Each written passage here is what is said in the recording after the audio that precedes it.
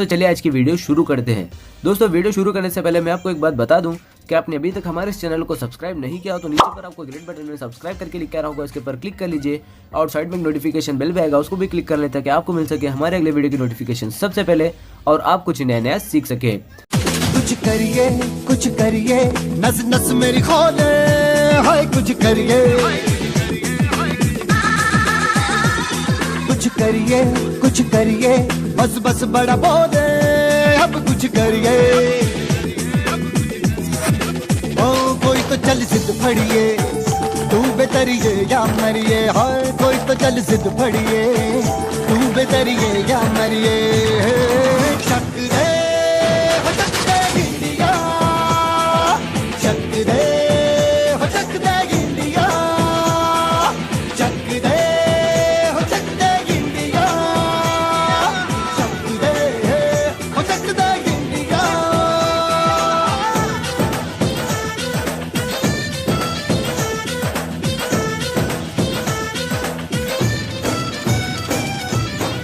लड़ती पतंगों में भिड़ती उमंगों में।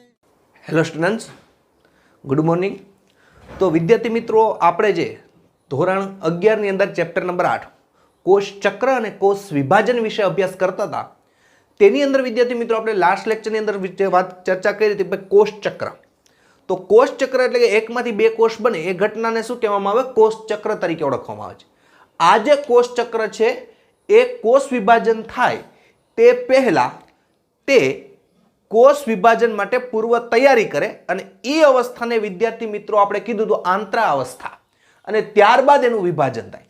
તો લાસ્ટ લેક્ચરની અંદર આપણે આંતરાવસ્થાની અંદર ત્રણ તબક્કા G1, S, G2 અને શાંત અવસ્થા G0 અવસ્થા, એટલે કે આપણે જે ત્રણ તબક્કા હતા G1, S અને G2 તેના વિશે માહિતી મેળવી।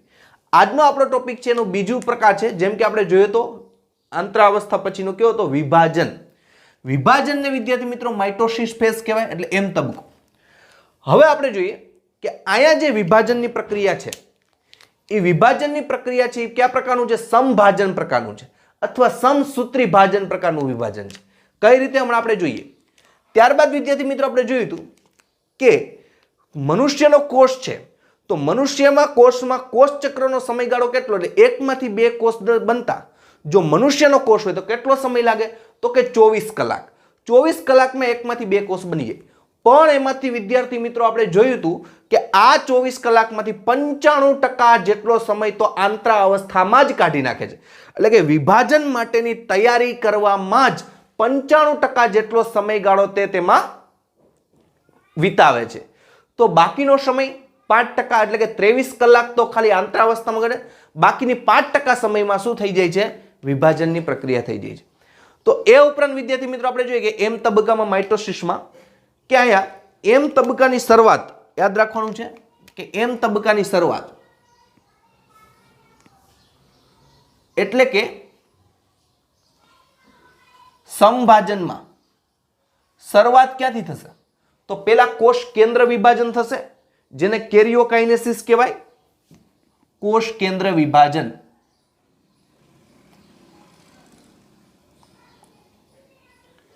જેને શું કહેવાય? કેરિયોકાઇનેસિસ। આપણે લખી નાખી કેરિયોકાઇનેસિસ। અને ત્યારબાદ આ સંભાજન છે એનો અંત ક્યાં આવશે? કોષરસ વિભાજનથી, એટલે કે કોષરસ વિભાજન થાય એટલે આ જે એકમાંથી બે કોષ બનવાની પ્રક્રિયા છે પૂરી થઈ જશે।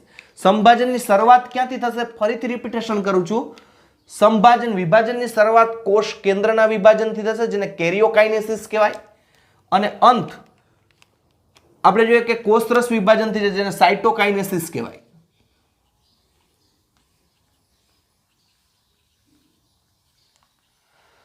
તો વિદ્યાર્થી મિત્રો અહીંયા આપણે જે વિભાજન જોવાનું છે તે કયા પ્રકારનું જોવાનું છે? તો કે અહીંયા આપણે જે વિભાજન જોવાનું છે તે જોવાનું છે સમભાજન પ્રકારનું। એટલે આપણે ટોપિક કરીએ, આપણે કયો ટોપિક લેવાનો છે? સમભાજન પ્રકારનું।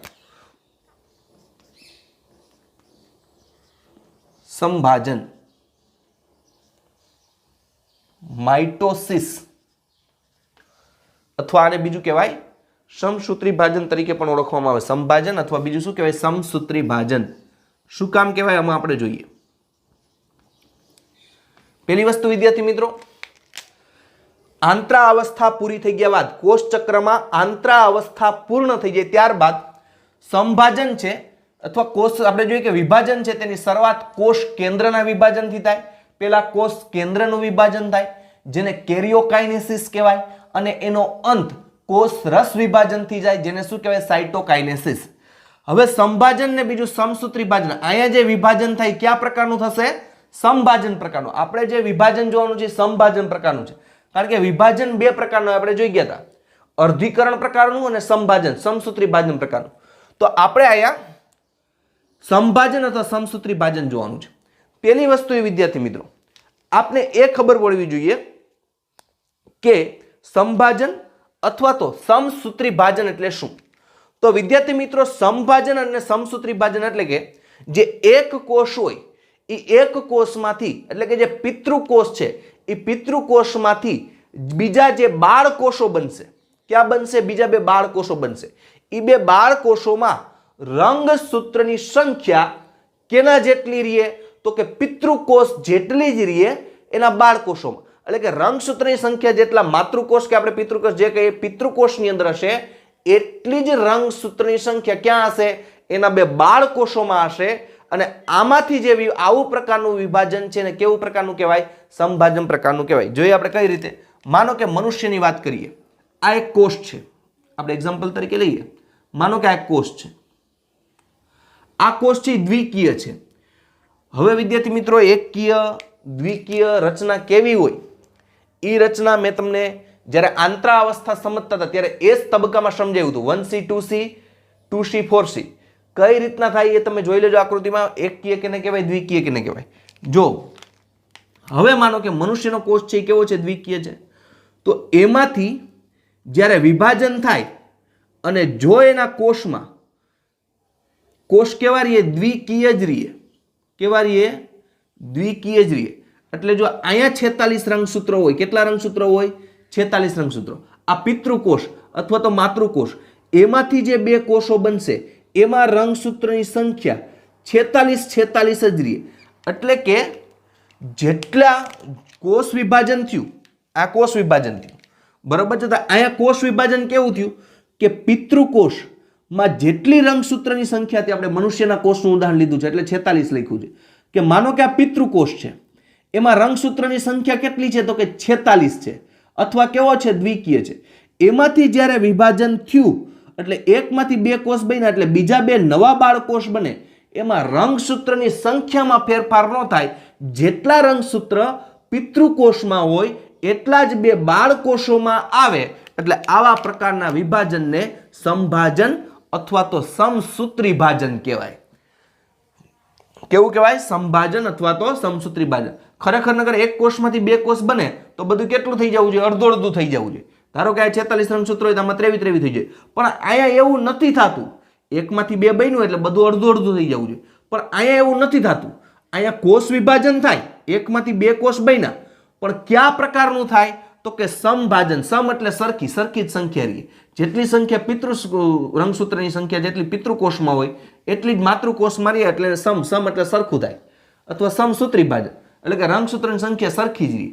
એટલે કે જ્યારે કોષ વિભાજન છે એ કોષ વિભાજનમાં એકમાંથી બે કોષ બને ત્યારે પિતૃકોષમાં જેટલી રંગસૂત્રની સંખ્યા હોય એટલા જ બીજા બે બાળ કોષોમાં રંગસૂત્રની સંખ્યા રહે. એટલે આવા પ્રકારના વિભાજનને કેવું વિભાજન કહેવાય? તો કે આવા પ્રકારના વિભાજનને સંભાજન અથવા તો સમસૂત્રી ભાજન કહેવાય. ઘણા એકકીય કોષોમાં પણ થાય. સંભાજન કેમાં થાય? એકકીય કોષોમાં પણ થાય. તમારે વનસ્પતિ કોષનો અભ્યાસ કરશું વનસ્પતિના ચેપ્ટરનો ત્યારે આવશે. માનો કે આ કોષ છે એકકીય છે, એકકીય છે તો એકમાંથી બે કોષ બને તો આપને ખબર હોય કે એકકીય હોય તો રંગસૂત્રની સંખ્યામાં ફેરફાર થવો જોઈએ નહીં. આ વસ્તુ યાદ રાખવાની. તો એકમાંથી બે કોષ બને ત્યારે પણ કેવું હોય? તો કે ભાઈ રંગસૂત્રની સંખ્યા સરખી જ રહે. બરાબર, એમાં કોઈ ફેરફાર થાય ને. એક્ઝામ્પલ તરીકે કહો 23 રંગસૂત્ર હોય તો આ બેમાં કેટલા રહે? 23 જ રહે. આ એકકીય થઈ ગયું. આ રીતના સંભાજન છે એકકીય કોષોમાં પણ થાય અને દ્વિકીય કોષોમાં પણ સંભાજનની પ્રક્રિયા થતી જોવા મળે છે. તો ત્યારબાદ આપણે જોઈએ કે વિદ્યાર્થી મિત્રો કોષ ચક્ર છે, કોષ ચક્ર છે નાટકીય તબક્કો કહેવાય. અહીં આપણે જોઈએ કોષ ચક્ર નાટકીય તબક્કો કહેવાય.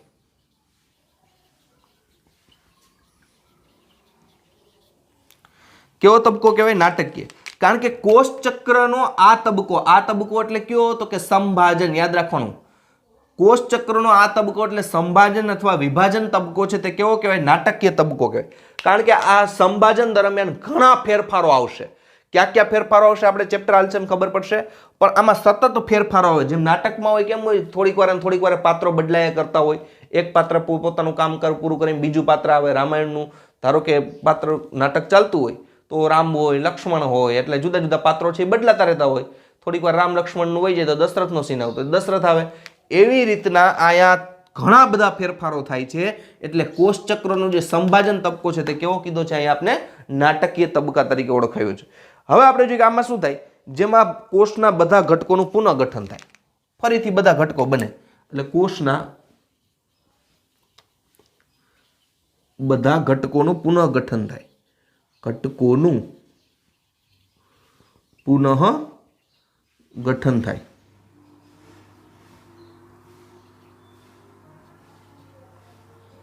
શું થાય? પુનઃગઠન. એટલે કે બધા જ ઘટકો છે તે ફરીથી બને છે. હવે વિદ્યાર્થી મિત્રો આપણે જોઈએ કે આ કોષ વિભાજન છે એ સળંગ પ્રક્રિયા છે.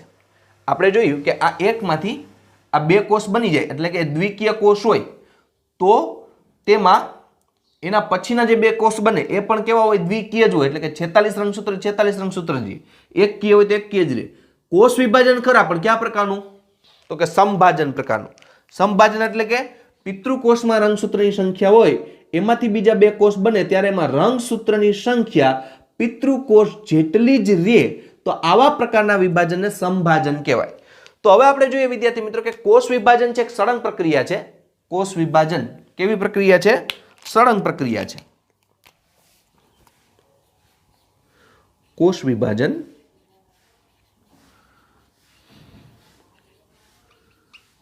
સળંગ પ્રક્રિયા છે. એટલે કે અહીંયા જે એકમાંથી બે કોષ બની જાય આંતરાવસ્થા પછી, આ એક સળંગ પ્રક્રિયા છે. પણ આ સળંગ પ્રક્રિયાને આપણી સરળતા માટે, આપણે સરળતાથી સમજી શકી એટલા માટે આને બે ભાગમાં વિભાજિત કર્યું છે. કોષ વિભાજનને બે ભાગમાં વિભાજિત કર્યું છે. એ બે ભાગો ક્યાં ક્યાં? કોષ વિભાજન છે ને ક્યાં બે ભાગમાં વિભાજિત કર્યું છે? તો કે કોષ વિભાજન છે એને પેલું કોષ કેન્દ્ર વિભાજન. કયું આવે? કોષ કેન્દ્ર વિભાજન.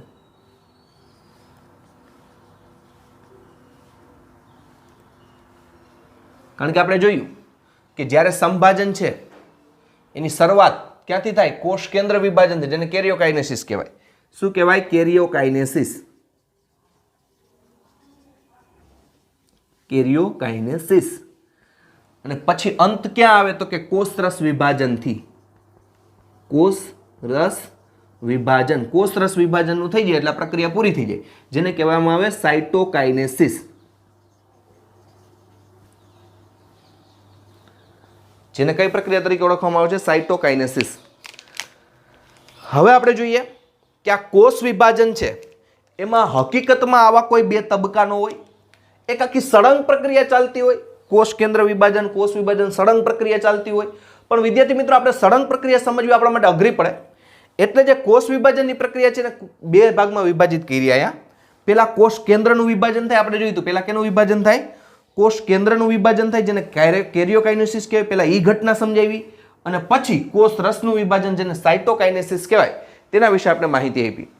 તો હવે આપણે જોઈએ કે અહીંયા કોષ કેન્દ્રનું વિભાજન સંભાજન થાય ત્યારે શું થશે? કોષ વિભાજન ત્યારે પેલા કોષ કેન્દ્રનું વિભાજન થાય અને કોષ કેન્દ્રનું વિભાજન પૂરું થઈ જાય પછી કોષ રસનું વિભાજન થાય. એટલે કે પેલા કોષ કેન્દ્રનું વિભાજન થાય પછી કોષ રસનું વિભાજન થાય. આ બે પ્રક્રિયા પૂરી થાય એટલે કેવું થઈ જશે? એકમાંથી બે કોષ બની જશે. સમજો, કોષ વિભાજન થતું હોય પહેલા આંતરાવસ્થામાંથી પસાર થઈ ગયું તો આપણે ખબર છે. પછી આંતરાવસ્થામાંથી પસાર થઈ ગયો પછી કોષ છે તે પહેલા શું થાય? એમાં કોષ કેન્દ્રનું વિભાજન થાય. કોષ કેન્દ્રના વિભાજનની પ્રક્રિયા પૂરી થાય પછી કોષ રસ વિભાજન થાય અને જેવું કોષ રસ વિભાજન પૂરું થઈ જાય એટલે એકમાંથી કેટલા કોષ બની જશે વિદ્યાર્થી મિત્રો? 2 કોષ બની જશે. હવે આપણે જોઈએ કે જ્યારે કોષ વિભાજન થતું હોય ત્યારે સૌપ્રથમ કોષ કેન્દ્રનું વિભાજન થાય અને ત્યાર પછી કોષ રસનું વિભાજન થાય અને પછી એકમાંથી 2 કોષ બને.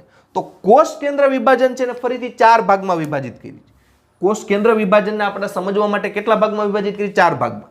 ક્યાં ક્યાં? તો કે 1 પૂર્વાવસ્થા, બીજું તો કે મધ્યાવસ્થા, આપણે જોઈએ એને મધ્યાવસ્થા પણ કહેવાય અને ભાજના અવસ્થા પણ કહેવાય. આપણે જોઈએ ભાજના અવસ્થા, ભાજના અવસ્થા, આ ભાજના અવસ્થાને બીજું કહેવામાં આવે છે મધ્યાવસ્થા. ત્રીજી અવસ્થા આવશે ભાજનો તરાવસ્થા, ભાજનો તરાવસ્થા, જેને કહેવાય પશ્વાવસ્થા, પશ્વાવસ્થા પણ કહેવાય. અને ચોથું અંત્યાવસ્થા, અંત્યાવસ્થા, જેને બીજું કહેવામાં આવે છે ભાજનાંતિમાવસ્થા.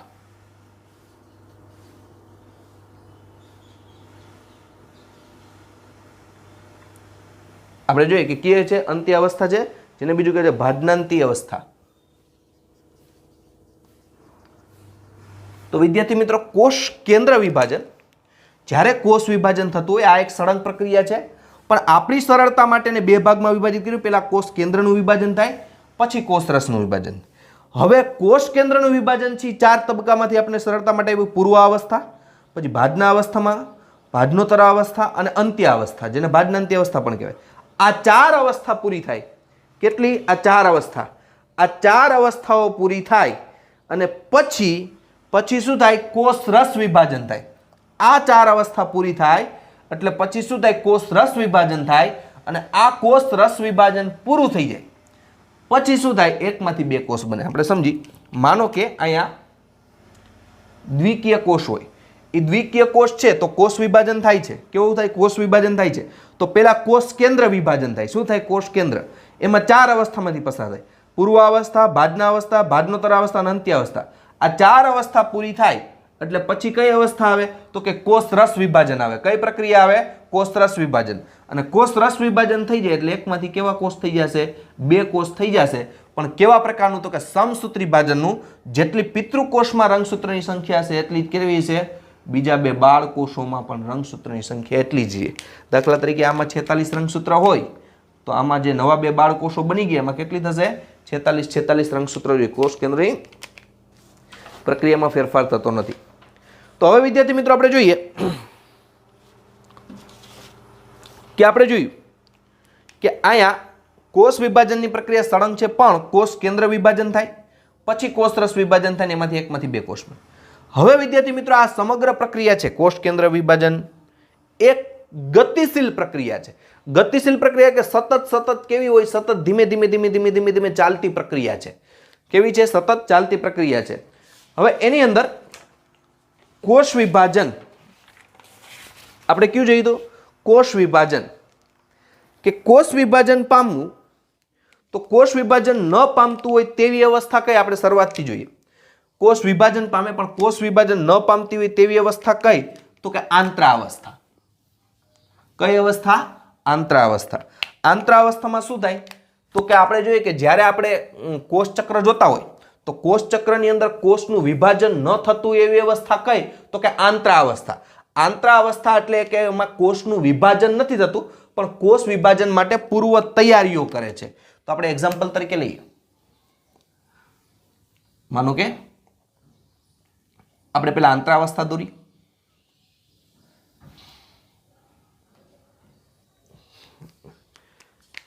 પેલી સાઈડમાં જોઈએ, આપણે જોઈએ કઈ અવસ્થા છે? તો કે આંતરાવસ્થા.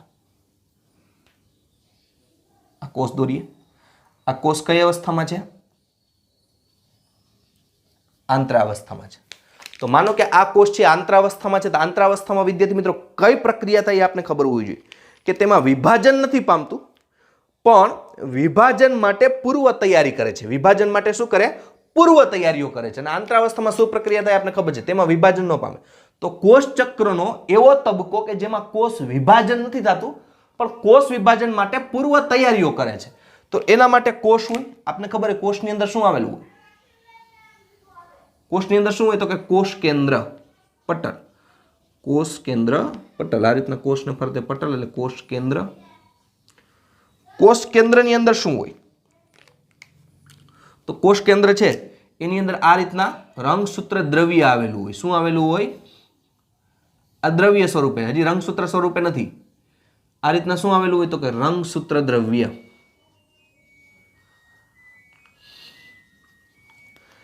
બીજું આપણે જોઈએ શું હોય તો કે કોષ કેન્દ્રિકા. આપણે દોરી કોષ કેન્દ્રિકા, શબ્દ સમજો. કોષ કેન્દ્રિકા લખ્યું છે, કોષ કેન્દ્ર નથી લખ્યું. અને બીજું આપણે જોઈએ તારા કેન્દ્ર. એ નાનકડું દોરી નાખી. આ શું છે તો કે તારા કેન્દ્ર. આટલી રચના જ બતાવવામાં આવે છે. બીજી અંગિકાઓની રચનાની આમાં કઈ જરૂર નથી સમજવા માટે, એટલે બીજી અંગિકાઓ કોઈ બતાવવામાં નથી આવતી. હવે આપણે જોઈએ કે જ્યારે કોષ વિભાજન થાય એ પહેલાની અવસ્થા એટલે આંતરાવસ્થા. તો આંતરાવસ્થા છે એ એવી અવસ્થા છે કે જેમાં કોષ વિભાજન નથી થતું, પણ કોષ વિભાજન માટેની પૂર્વ તૈયારીઓ કરે છે. શું કરે છે? કોષ વિભાજન માટેની પૂર્વ તૈયારીઓ કરે છે. તો કોષ વિભાજન માટેની પૂર્વ તૈયારી કરે તો આંતરાવસ્થા દરમિયાન આપણે જોઈએ કે કોષ કેન્દ્ર પટલ છે, પછી એની અંદર રંગસૂત્ર દ્રવ્ય છે, અહીંયા શું આપેલું છે? કોષ કેન્દ્રિકા આપેલી છે. અને ત્યારબાદ આપણે જોઈએ એની અંદર કે શું આવેલું છે તો કે ભાઈ તારા કેન્દ્ર. હવે આપણે જોયું હતું કે તારા કેન્દ્ર છે, આ તારા કેન્દ્ર, એ તારા કેન્દ્ર શું થાય છે તો તારા કેન્દ્ર બેવડાય છે. તારા કેન્દ્ર બેવડાય છે. હવે તારા કેન્દ્ર ક્યાં બેવડાય છે આંતરાવસ્થામાં? વિદ્યાર્થી મિત્રો આપણે આગલો લેક્ચર યાદ હોવો જોઈએ અને કમ્પ્લીટલી આપણા મગજમાં હોવું જોઈએ. તારા કેન્દ્ર ક્યાં બેવડાય તો કે આંતરાવસ્થાના એસ તબક્કામાં. કયા તબક્કામાં? આંતરાવસ્થાના એસ તબક્કામાં, સંશ્લેષણ તબક્કામાં શું થાય છે? તારા કેન્દ્ર બેવડાય છે. એ ઉપરાંત વિદ્યાર્થી મિત્રો આ જે રંગસૂત્ર દ્રવ્ય હતું એ રંગસૂત્ર દ્રવ્ય પણ એટલે કે રંગસૂત્ર ની અંદર જે ડીએનએ છે એ રંગસૂત્ર દ્રવ્યની અંદર ડીએનએ એ પણ બેવડાય. બેવડાય એટલે કેટલું તો કે 2C હોય તો કેટલા જેવું થઈ જાય? 4C જેટલું થઈ જાય. આ વસ્તુ આપણા મગજમાં હોવી જોઈએ કે આંતરાવસ્થાની અંદર કઈ કઈ ઘટનામાંથી આપણે પસાર થયા હતા. જો એ વસ્તુ યાદ હશે તો આ વસ્તુ મજા આવશે. તો આપણે જોઈએ કે આંતરાવસ્થા દરમિયાન શું થયું હતું તો કે ભાઈ જે આંતરાવસ્થાનો એસ તબક્કો હતો એમાં તારા કેન્દ્ર બેવડાનું હતું. એકમાંથી બે તારા કેન્દ્ર બની ગયા હતા. શું બની ગયા હતા? એકમાંથી બે તારા કેન્દ્ર બની ગયા હતા. બીજું શું થયું હતું કે જે રંગસૂત્ર દ્રવ્ય હતું તે બેવડાઈ ગયું હતું. બેવડાઈ ગયું હતું એટલે કેટલું થઈ ગયું હતું તો કે 2C માંથી કેટલું થઈ ગયું હતું? 4C. એ પણ કયા તબક્કામાંથી હતું? યાદ હોવું જોઈએ, એસ તબક્કામાંથી હતું. તો આંતરાવસ્થા પૂરી થાય પછી શું થઈ જાય કે બીજી અંગિકાઓ એ દર્શાવી નથી પણ આંતરાવસ્થા દર્શાવી. તો આપણે જોઈએ કે આ આંતરાવસ્થા પૂરી થાય એટલે આંતરાવસ્થા પૂરી થાય એટલે કયો તબક્કો ચાલુ થાય? વિભાજન તબક્કો ચાલુ થાય. જેવી આંતરાવસ્થા પૂરી થશે એવું કોષ વિભાજન તબક્કો ચાલુ થશે. ફરીથી અમુક વસ્તુ રિપીટ કરું છું. કોષ ચક્ર છે એનો એવો કયો તબક્કો છે કે જેમાં કોષનું વિભાજન નથી થતું તો કે આંતરાવસ્થા. એમાં કોષનું વિભાજન નથી થતું પણ કોષ વિભાજન માટે પૂર્વ તૈયારીઓ કરે છે. તો એની અંદર આપણે જોઈએ તો ભાઈ આ માનો કે આંતરાવસ્થામાં કોષ છે. અહીંયા આપણે બે બધું નથી દર્શાવ્યું. કણાભસૂત્ર, ગોલ્ગી કાંઈ બધું દર્શાવવાની જરૂર નથી કારણ કે આપણે જરૂર નથી સમજવા માટે પણ આપણે કાંઈ ઉપયોગમાં નથી. તો એમાં શું હોય? તારા કેન્દ્ર, કોષ કેન્દ્ર પટલ, રંગસૂત્ર દ્રવ્ય, કોષ કેન્દ્રિકા. હવે આપણે જોયું તો કે જે આંતરાવસ્થાનો એસ તબક્કો છે તારા કેન્દ્ર બેવડાઈ ગયું હોય, એકમાંથી બે તારા કેન્દ્ર બની ગયું હોય, યાદ રાખવાનું છે. પછી રંગસૂત્ર દ્રવ્ય છે તો આપણે જોઈએ એસ તબક્કામાં ડીએનએ છે તે પણ બેવડાઈ ગયું. 2C માંથી કેવો થઈ ગયો હોય? 4C થઈ ગયો. પણ રંગસૂત્રની સંખ્યામાં ફેરફાર નથી થતો. હવે આપણે જોયું હતું કે એની અંદર આયા કે માનો કે જે તારા કેન્દ્ર છે એ તો બેવડાઈ ગયું, રંગસૂત્ર દ્રવ્યનો જથ્થો પણ વધી ગયો.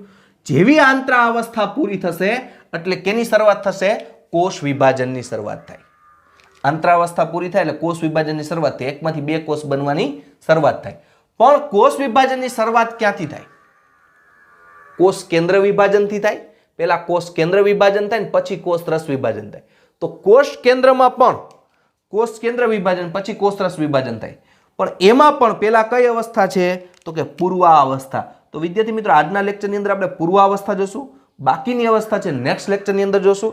તો પૂર્વાવસ્થા, તો પૂર્વાવસ્થાની અંદર પહેલા તો કઈ કઈ પ્રક્રિયા થાય તેના વિશે આપણે સમજી. તો વિદ્યાર્થી મિત્રો આ એક પ્રક્રિયા છે, કઈ? પૂર્વાવસ્થા.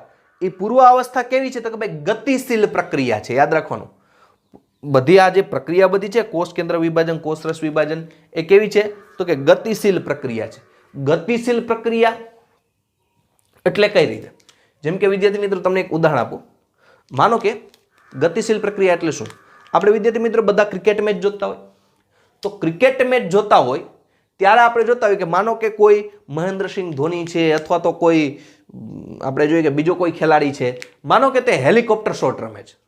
મહેન્દ્રસિંહ ધોની અથવા તો શું છે કોઈ બીજો ખેલાડી છે હેલિકોપ્ટર શોટ રમે, માનો કે હાર્દિક પાંડ્યા છે હેલિકોપ્ટર શોટ રમે. હેલિકોપ્ટર શોટ રમે એટલે શું થાય કે જેવો બેટમાં દડો આવે એટલે આપણે જોતા હોય વિડીયોની અંદર કે ધીમે ધીમે ધીમે શું કરે છે કે દડો જાય છે અને બોલ જઈને સીધો ક્યાં પડે? તો કે બાઉન્ડ્રીની બીજી બાજુ, બાઉન્ડ્રી ટપી જાય અને ઓલી બાજુ પડે. તો આ જે પ્રક્રિયા છે, આ પ્રક્રિયા કેવી કહેવાય? ગતિશીલ પ્રક્રિયા કહેવાય. કેવી કહેવાય? ગતિશીલ પ્રક્રિયા. કે જેવું અહીંયા આપણે જોઈએ, ફરીથી રિપીટેશન કરું છું, અહીંયા જે કોષ વિભાજનની પ્રક્રિયા છે એ પણ સળંગ પ્રક્રિયા છે. ક્યાંય અટકાતી સળંગ પ્રક્રિયા છે, ગતિશીલ પ્રક્રિયા છે. તો આપણે સમજવું પડે કે ભાઈ ગતિશીલ એટલે કઈ રીતના, હું તમને સમજાવું. ગતિશીલ એટલે શું? તો કે ભાઈ આપણે મહેન્દ્રસિંહ ધોની હોય એ માનો કે કોઈ હેલિકોપ્ટર શોટ રમે એટલે પરિણામે એ બોલ છે, એ બોલ ક્યાં જાય? તો કે ધીમે ધીમે ઉછળીને આપણે જોતા હોય કે આ રીતના હેલિકોપ્ટર શોટ રમે એટલે બોલ ઉપડીને બાઉન્ડ્રીની ઓલી બાજુ જાય. આ આપણે વિડીયોમાં જોતા હોય. એટલે આ આખી આખી તમે વિડીયોની અંદર જો કે આ રીતના શોટ માર્યો, પછી બોલ આમ ઉપર ઉપર જાય, પછી આમ નીચે પડે. તો આ એક કેવી પ્રક્રિયા છે? ગતિશીલ પ્રક્રિયા હોય. પણ એને વિદ્યાર્થી મિત્રો આકૃતિ જ્યારે દર્શાવવામાં આવે, આકૃતિ દર્શાવવામાં આવે ત્યારે એ સ્થિર અવસ્થામાં હોય. કઈ રીતે? જેમ કે આપણે બીજે જ દિવસે છાપામાં જોઈ તો છાપામાં શું આવે? તો મહેન્દ્રસિંહ ધોનીનો આમ પોઝ હોય. શું હોય? માત્ર પોઝ હોય. પછી આપણે ઇમેજિંગ કરવાનું હોય કે એ પોઝ કેનો છે? તો ભાઈને હેલિકોપ્ટર શોટ માર્યો હતો, જે છક્કો માર્યો હતો ને એ ગતિશીલ પ્રક્રિયાનો પોઝ છે. તો ત્યાં તમને કઈ છાપામાં ન બતાવે કે આમ હેલિકોપ્ટર શોટ માર્યો, દડો આમ જઈને ઉપર જઈને પડે છે ને, એવું છાપામાં ન બતાવે. છાપામાં માત્ર શું હોય? એનો પોઝ બતાવી દે. તો એ કેવી છે? સ્થિર પ્રક્રિયા છે. પણ એ બતાવે છે તો એ શું બતાવે છે? કે ભાઈ એને છક્કો માર્યો હતો. તો એવી રીતે અહીંયા આ જે પ્રક્રિયા છે આખી ગતિશીલ છે, એટલે સતત ચાલતી પ્રક્રિયા હોય. પણ આપણે જો અહીંયા દર્શાવવું હોય તો આપણે આકૃતિ દર્શાવી ત્યારે આકૃતિમાં શું આવે છે? સ્થિર વસ્તુ આવે છે. તો અહીંયા આપણે ઇમેજિંગ કરવાનું કે શું શું પ્રક્રિયા થતી હોય. તો હવે આપણે જોઈએ, એટલે કે મગજની અંદર આપણે ગતિશીલ રાખવાની પ્રક્રિયાને, મગજની અંદર કેવી રાખવાની છે? આપણે ગતિશીલ રાખવાની હોય કે સતત ગતિશીલ પ્રક્રિયા થવી જોઈએ. હવે એની અંદર આપણે વાત કરી પહેલા તબક્કાની. કયો તબક્કો છે પહેલો તબક્કો? તો કે પૂર્વાવસ્થા.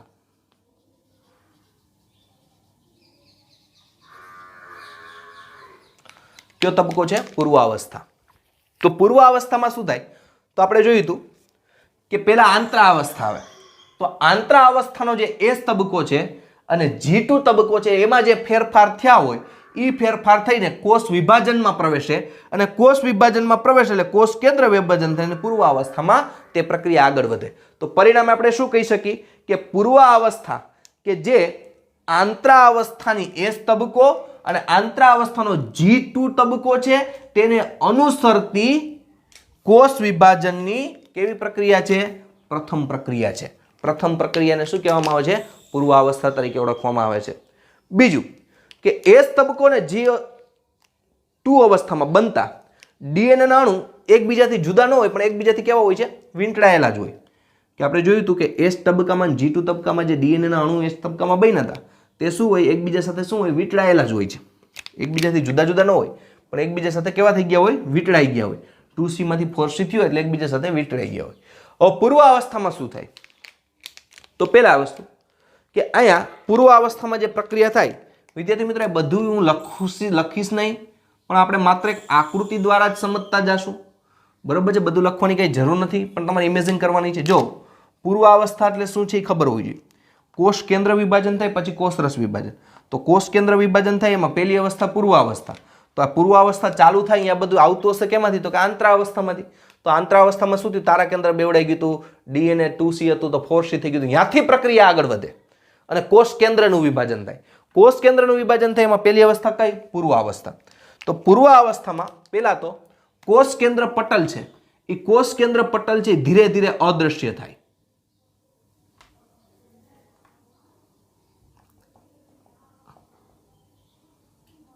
માનો કે આપણે કોષ કેન્દ્ર પટલ દોર્યું.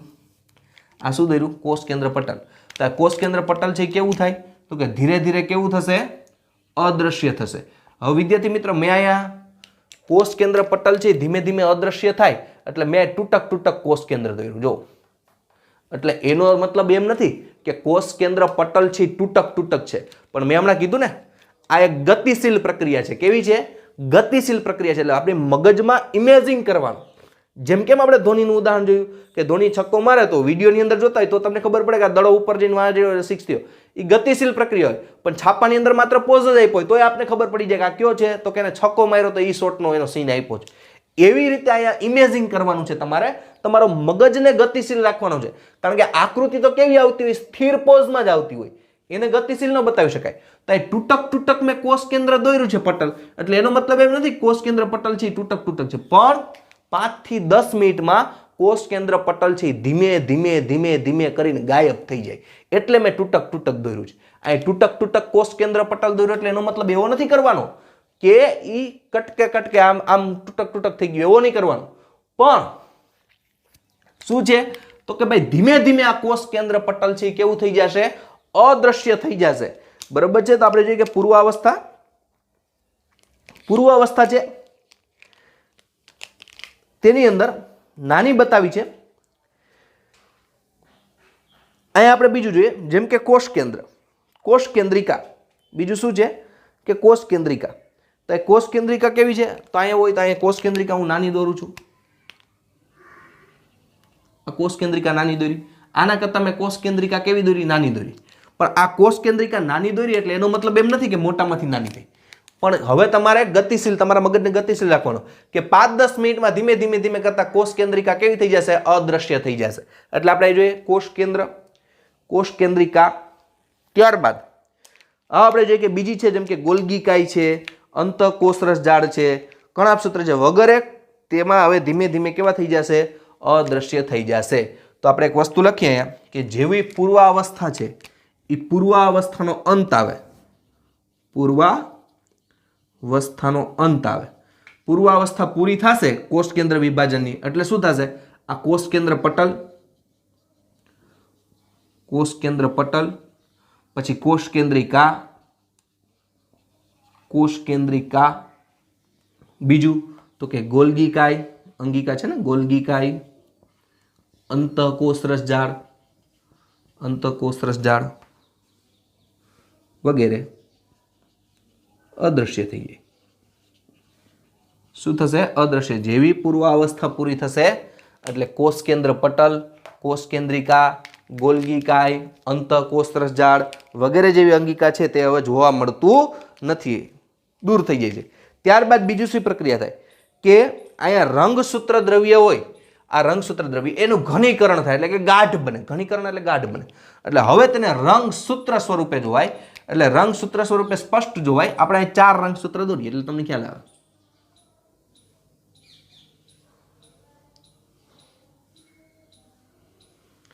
મનુષ્યમાં કેટલા રંગસૂત્ર હોય 46 હવે એ 46 રંગસૂત્રને આપણે કેટલા રંગસૂત્રને સમજવાનું છે માત્ર 4 રંગસૂત્રમાં સમજશું આ 4 રંગસૂત્રમાં જેવી પ્રક્રિયા થતી હોય એવી 46 થતી હોય અહીંયા કે કોષ કેન્દ્રની અંદર 46 રંગસૂત્ર દોરવા ન બેહાય એ આપણે અમેઝિંગ કરવાનું ગતિશીલ પ્રક્રિયાને અમેઝિંગ કરવાની હવે જો અહીંયા શું થાય એક મહત્વની ઘટના કે રંગસૂત્રનું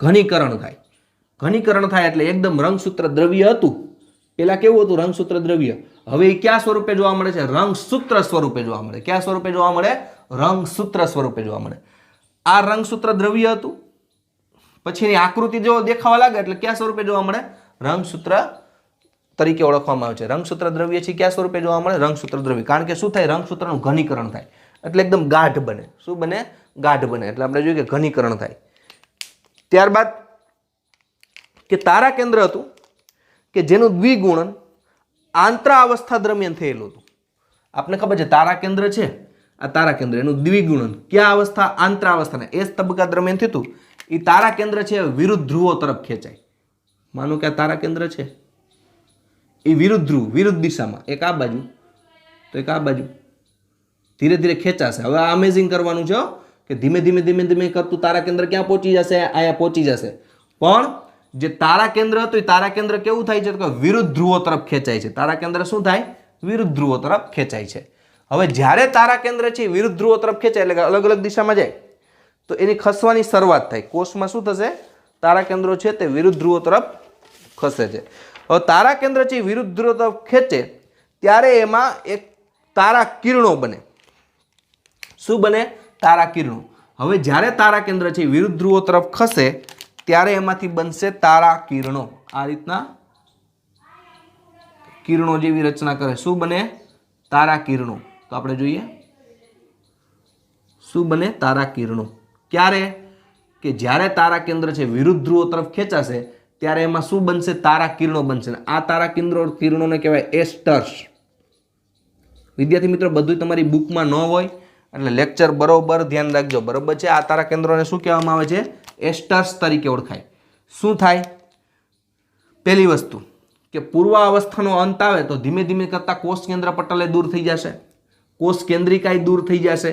બીજું શું થશે તો કે ગોલ્ગીકાય, અંતઃકોષ રસજળ આવી અંગિકાઓ છે એ બધી દૂર થઈ જાય છે, અદ્રશ્ય થઈ જાય છે. પછી તો કે રંગસૂત્રનું ઘનીકરણ થાય. રંગસૂત્રનું ઘનીકરણ એટલે રંગસૂત્ર દ્રવ્ય છે એ હવે રંગસૂત્ર સ્વરૂપે જોવા મળે. પણ આપણે મનુષ્યમાં 46 રંગસૂત્ર હોય. અહીંયા સમજવા માટે આપણે ખાલી કેટલાનું ઉદાહરણ લેશું? 4 રંગસૂત્રનું ઉદાહરણ લેશું. આ લખી નાખો એટલે તમને ખ્યાલ આવે. બરાબર? 4 રંગસૂત્રનું ઉદાહરણ લેશું. તો વિરુદ્ધ ધ્રુવ તરફ કરીએ એટલે તારા કિરણો બને. તારા કિરણોને શું કહેવામાં આવે? એસ્ટર્સ કહે છે. અને આ તારા કિરણો કેના બનેલા હોય તો કે સૂક્ષ્મ નલિકા છે, અને સૂક્ષ્મ નલિકા છે ટ્યુબ્યુલિનની બની હોય. આપણે ખબર હોવી જોઈએ. શું છે આ? સૂક્ષ્મ નલિકા.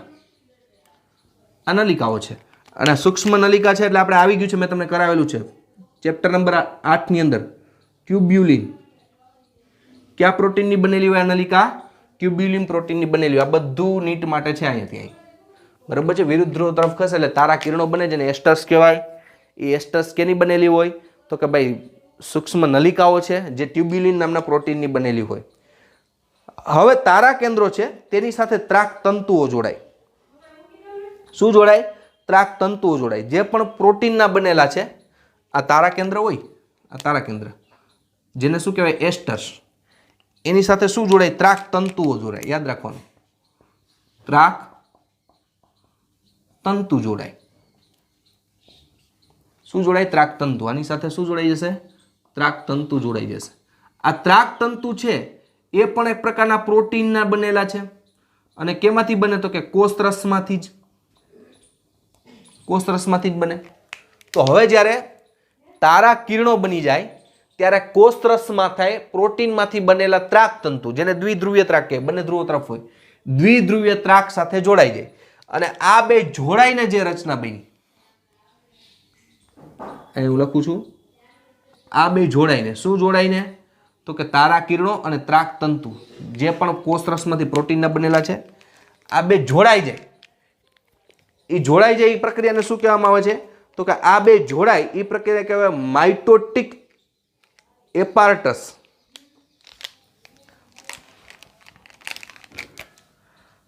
માઇટોટિક એપાર્ટસ. બરાબર છે? કયું આવે? માઇટોટિક એપાર્ટસ કહેવાય. સમજો અહીંયા કે તારા કેન્દ્ર છે એ આંતરાવસ્થાના એસ તબક્કામાં બેવડાઈ ગયું હોય. પછી તારા કેન્દ્રો શું થાય કે બંને તારા કેન્દ્રો વિરુદ્ધ ધ્રુવો તરફ ખસે. વિરુદ્ધ ધ્રુવો તરફ ખસે એટલે એમાં કિરણો બને, એક નલિકાઓ બને, સૂક્ષ્મ નલિકા, જેને તારા કિરણો કહેવાય. અને એ કેને કહેવાય? તારા કિરણને બીજું શું કહેવાય? આ શબ્દ ફર્સ્ટ ખ્યાલ રાખવાનો નીટ માટે, એસ્ટર્સ કહેવાય. આ એસ્ટર્સ કેના બનેલા હોય? ટ્યુબ્યુલિન નલિકાને. ત્યારબાદ શું હોય કે આ જે કોષરસ છે એ કોષરસના જે પ્રોટીન છે એમાંથી તંતુ બને, જેને ત્રાક તંતુ કહેવાય. એ કેની સાથે જોડાઈ જાય તો કે તારા કિરણો સાથે જોડાઈ જાય. જોડાઈ જાય એ ઘટનાને શું કહેવાય તો કે ત્રાક તંતુ સાથે જોડાઈ જાય એ ઘટનાને કહેવાય માઇટોટિક. આ બે સંયુક્ત રચના થઈ, તારા કિરણો અને ત્રાક તંતુ જોડે, એને એપાર્ટસ તરીકે ઓળખવામાં આવે છે. તો હવે આપણે જોઈએ તેની અંદર કે હવે પૂર્વ અવસ્થાના અંતમાં મહત્વની ઘટનાઓ થાય. કઈ કઈ ઘટનાઓ થાય તેના વિશે આપણે થોડુંક સમજીએ કે કઈ કઈ ઘટનાઓ થશે. પહેલું, ફરીથી રિપીટેશન કરી કે પૂર્વ અવસ્થાના અંતમાં મહત્વનું શું થાય? કોષ કેન્દ્ર પટલ છે ધીમે ધીમે ગાયબ થઈ જશે. એ પછી જોઈએ પેલા રંગસૂત્ર દ્રવ્યનું શું થાય તો કે ભાઈ ઘનીકરણ થાય. હવે આ રંગસૂત્ર દ્રવ્ય છે એનું ઘનીકરણ થાય એટલે રંગસૂત્ર કેવું દેખાય? સ્પષ્ટ દેખાય. રંગસૂત્ર સ્પષ્ટ દેખાય એટલે એમાં શું દેખાશે તો કે આપણે જોઈએ તેમાં દેખાશે કે આ રંગસૂત્ર છે સ્પષ્ટ દેખાય હોય એટલે આ રંગસૂત્ર આવું દેખાય કે તેમાં એક સેન્ટ્રોમિયર હોય, શું આવેલું, એક સેન્ટ્રોમિયર હોય અને એની અંદર આ રીતના, કારણ કે 2C માંથી કેવું થઈ ગયું હોય 4C, આવી રીતના આ એક એકલ સૂત્ર થયું. આને એકલ સૂત્ર કહેવાય, એકલ સૂત્ર અથવા રંગસૂત્રિકા. અને એમાં શું હોય, બે એકલ સૂત્ર હોય. તો આ રંગસૂત્રની અંદર શું હશે કે આયા ફરીથી રિપીટેશન કરું છું, પૂર્વાવસ્થાના, કઈ અવસ્થા, પૂર્વાવસ્થા છે, એ પૂર્વાવસ્થાની શરૂઆત ક્યાંથી થાય તો કે રંગસૂત્ર દ્રવ્યનું શું થાય, ઘનીકરણ થાય. રંગસૂત્ર દ્રવ્યનું ઘનીકરણ થાય એટલે હવે રંગસૂત્ર દ્રવ્ય છે રંગસૂત્ર સ્વરૂપે જોઈ શકાય. આ રંગસૂત્ર કેવું હોય તો કે એક સેન્ટ્રોમિયર હોય અને બે એકલ સૂત્ર હોય. કેટલા એકલ સૂત્ર, બે એકલ સૂત્ર, કારણ કે 2C માંથી કેવું થઈ ગયું હોય, 4C થઈ ગયું હોય. તો આવી રીતના તમને એની અંદર રંગસૂત્ર છે એ જોવા મળે છે. ત્યારબાદ દ્વિધ્રુવીય ત્રાંક અને સૂક્ષ્મ નલિકાનું ભેગું થવું જેવી પ્રક્રિયા છે. તમારી બુકમાં આવું લખ્યું છે, દ્વિધ્રુવીય ત્રાંક, આ ત્રાંક તંતુ એટલે દ્વિધ્રુવીય ત્રાંક, અને તંતુ અને બીજું શું કીધું, સૂક્ષ્મ નલિકા એટલે તારા કિરણો. આ બે ભેગું થાય. આપણી બુકમાં આટલું જ લખ્યું છે, પણ એ કઈ રીતના તો કે ભાઈ તારા કેન્દ્રો છે એ વિરુદ્ધ ધ્રુવો તરફ ખસે એટલે એમાંથી સૂક્ષ્મ નલિકા બને જેને તારા કિરણો કહેવાય, એસ્ટર્સ ટ્યુબ્યુલિન. અને ત્રાક તંતુથી ક્યાંથી બને, કોષરસમાંથી સોરી, ત્રાક તંતુ કેમાંથી બને, કોષરસમાંથી. એ કોષરસમાંથી ત્રાક તંતુ એટલે કે એમાં પ્રોટીન હોય એમાંથી બને, તો એ બે જોડાઈ જાય. એ જોડાઈ જાય ઘટનાને શું કહેવાય તો કે માઇટોટિક એપાર્ટસ. આપણે બધું એક્સ્ટ્રામાં લીધું છે. પછી પૂર્વાવસ્થાના અંતમાં શું થાય, પૂર્વાવસ્થાના અંતમાં જો કોષને તમે માઇક્રોસ્કોપની મદદથી જો તો કોષ કેન્દ્ર પટલ જો ઇમેજિંગ કરવાનું છે, ધીમે ધીમે ધીમે કરતું ગાયબ થઈ ગયું હોય. કોષ કેન્દ્રિકા ધીમે ધીમે કરતી ગાયબ થઈ ગઈ હોય. ગોલ્ગીકા, અંતઃકોષ રસજાળ વગેરે જેવી અંગિકાઓ શું થઈ જાય છે, અહીંયા અદ્રશ્ય થતી તમને જોવા મળશે. ત્યારબાદ વિદ્યાર્થી મિત્રો આપણે જોઈએ કે ઘણી વખત અહીંયા શું થાય કે ઘણી વખત રંગસૂત્ર ઉપર ગાંઠ જેવી રચના જોવા મળે. આ જે રંગસૂત્ર હોય એની ઉપર આવી ગાંઠ જેવી રચના જોવા મળે. આ ગાંઠ જેવી, આ ગાંઠ જેવી રચના જોવા મળે તેને કહેવાય ક્રોમોમિયર. આ એક્સ્ટ્રામાં છે. ગાંઠ જેવી રચના જોવા મળે તેને શું કહેવામાં આવે છે, ક્રોમોમિયર તરીકે તેને, ગાંઠ અથવા મણકા જેવી રચના. ઘણી વખત રંગસૂત્ર ઉપર ગાંઠ અથવા મણકા જેવી રચના અથવા મણકા જેવી રચના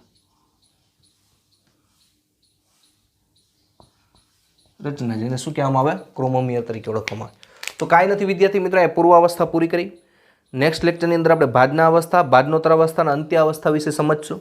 ફરીથી એક વખત ક્વિક રિવિઝન કરી નાખું કે જ્યારે આંતરાવસ્થા હોય તો આંતરાવસ્થા પૂરી થાય એટલે વિભાજનની શરૂઆત થાય. વિભાજનની શરૂઆત થાય એટલે પહેલાં કોષ કેન્દ્ર વિભાજન થાય, એમાં આપણે પૂર્વાવસ્થા જોઈએ. આંતરાવસ્થામાં શું થાય આપણે જોઈએ, પૂર્વાવસ્થા છે તો પૂર્વાવસ્થામાં શું થાય કે ધીમે ધીમે આપણે જોઈએ કે આ ગતિશીલ પ્રક્રિયા છે એટલે ઇમેજિંગ કરવાનું. ધીમે ધીમે કોષ કેન્દ્ર પટલ ગાયબ થઈ જાય. રંગસૂત્ર દ્રવ્ય હોય, રંગસૂત્ર દ્રવ્યનું શું થાય, ઘનીકરણ થાય એટલે રંગસૂત્ર સ્વરૂપે જોવા મળે. રંગસૂત્ર દ્રવ્યનું ઘનીકરણ થાય એટલે રંગસૂત્ર સ્વરૂપે જોવા મળે. તો રંગસૂત્ર કેવું દેખાતું હોય, એક સેન્ટ્રોમિયર ને બે શું હોય, એકલ સૂત્ર. એક એકલ સૂત્ર, બીજું એકલ સૂત્ર, બે એકલ સૂત્ર હોય. આને એકલ સૂત્ર કહેવાય અને રંગસૂત્રિકા કહેવાય એટલે બે છે. પછી બીજી કઈ પ્રક્રિયા થતી હોય તો કે આ ઉપરાંત કે જે તારા કેન્દ્રો બેવડા હોય, તારા કેન્દ્રો વિરુદ્ધ ધ્રુવો તરફ ખસે. વિરુદ્ધ ધ્રુવ તરફ ખસે એટલે પરિણામે એમાં એક નલિકા બને, સૂક્ષ્મ નલિકા ટ્યુબ્યુલિનની બનેલી, જેને તારા કિરણો અથવા એસ્ટર્સ કહેવાય. બીજું કોષરસના પ્રોટીનમાંથી શું બને, ત્રાક તંતુ, દ્વિધ્રુવીય ત્રાક એને આપણે કહીએ છીએ. ત્રાક તંતુ બન્યા હોય, એ ત્રાક તંતુ તારા કિરણો સાથે જોડાઈ જાય, આ પ્રક્રિયા થાય છે, જેને બીજું શું કહેવાય, આપણે એક્સ્ટ્રા બધું લખ્યું છે, માઇટોટિક એપાર્ટસ તરીકે ઓળખવામાં આવે છે. બીજું આપણે જોયું તો એની અંદર કે હવે શું થાય કે એ ઉપરાંત પૂર્વાવસ્થાનો અંત આવે એટલે કોષ કેન્દ્ર પટલ, કોષ કેન્દ્રિકા, ગોલ્ગીકા, અંતઃકોષ રસજાળ બધું અદ્રશ્ય થઈ જાય. પણ એક વસ્તુ યાદ રાખવાનું હજી એક્સ્ટ્રામાં કે આ રંગસૂત્ર જે દેખાય છે તેમાં ઘણી વખત આવી ગાંઠ કે મણકા જેવી રચના દેખાય જેને ક્રોમોમિયર તરીકે ઓળખવામાં આવે. તો વિદ્યાર્થી મિત્રો આ લેક્ચર આપણે અહીં સુધી રાખી. નેક્સ્ટ લેક્ચરની અંદર આપણે ભાજના અવસ્થા સમજશું. ફરીથી રિપીટ કરું છું, આ બધી ઘટનાઓ વ્યવસ્થિત સમજતી જવાની છે, આકૃતિ દોરી છે જોવાનું છે, મેં જે આ લખાણ કર્યું છે ખાસ જોતું જવાનું છે, અને તમારી બુક્સની અંદર એના વર્ડ્સ આપેલા છે એ પ્રમાણે તમારે રિટર્ન વર્ક કરવાનું છે. અહીંથી જોઈ લેજો બરોબર. જો લેક્ચર વ્યવસ્થિત સમજાઈ ગયો હોય તો મને કોમેન્ટ કરી દેજો એટલે મને ખ્યાલ આવે, અને જો કાંઈ કન્ફ્યુઝન હોય તેમાં નંબર આપ્યા છે, મને રિંગ કરજો. તો આ લેક્ચર અહીં સુધી રાખી. નેક્સ્ટ લેક્ચરની અંદર આપણે 3 અવસ્થા સમજશું: બાદના અવસ્થા, બાદનોત્તર અવસ્થા અને અંત્ય અવસ્થા. પણ એની પહેલાં આ રચનાઓ તમારે યાદ રાખવી જરૂરી છે. તો ઓકે વિદ્યાર્થી મિત્રો, thank you, have a nice day.